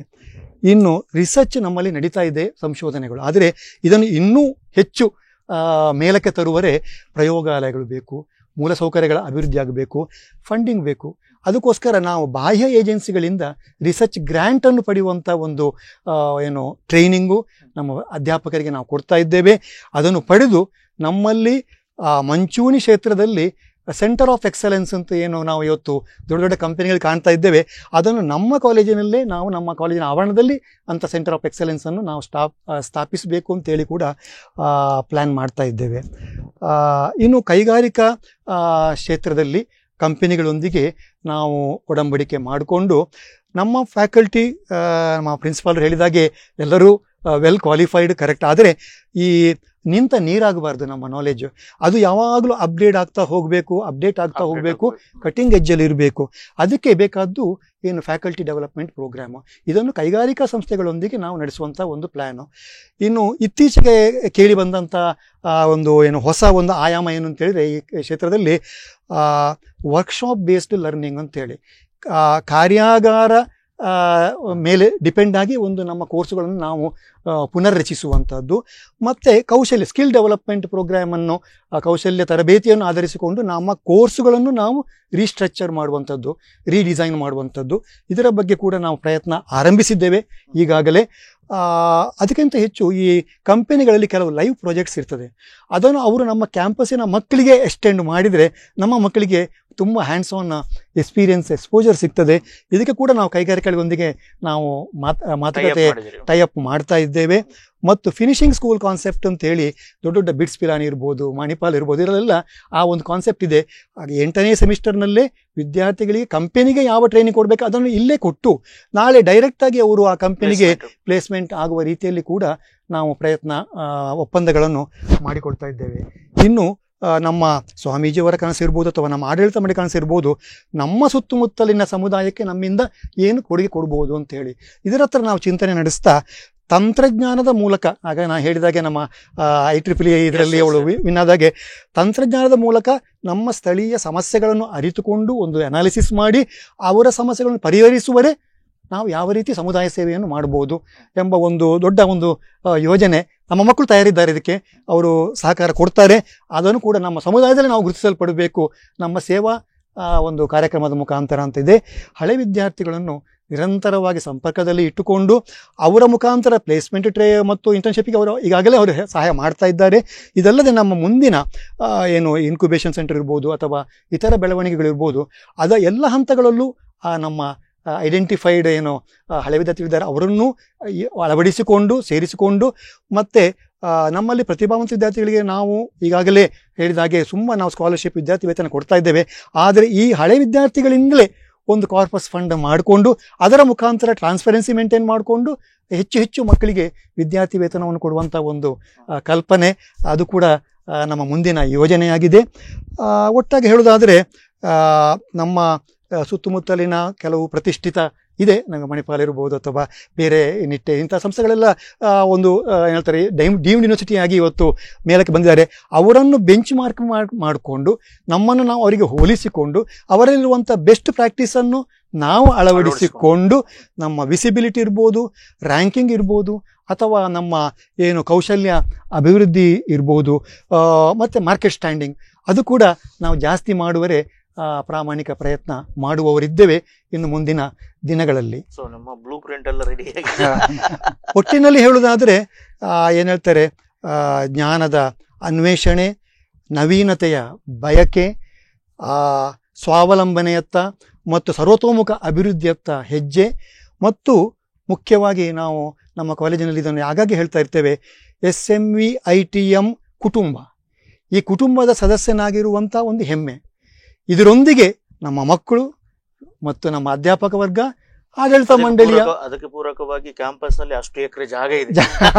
ಖಂಡಿತವಾಗಿ ಅದನ್ನು ನಾವು ಒಳ್ಳೆ ರೀತಿಯಲ್ಲಿ ಸದುದ್ದೇಶಕ್ಕೆ ನಾವು ಅಳವಡಿಸಬೇಕು. ಇನ್ನೂ ಜಾಗ ಇದೆ, ಅದರಲ್ಲಿ ಇನ್ನೂ ಮುಂದಿನ ಯೋಜನೆಗಳಿಗೆ ನಾವು ಅದರಲ್ಲಿ ಅವಕಾಶ ಮಾಡಿಕೊಡ್ತೇವೆ.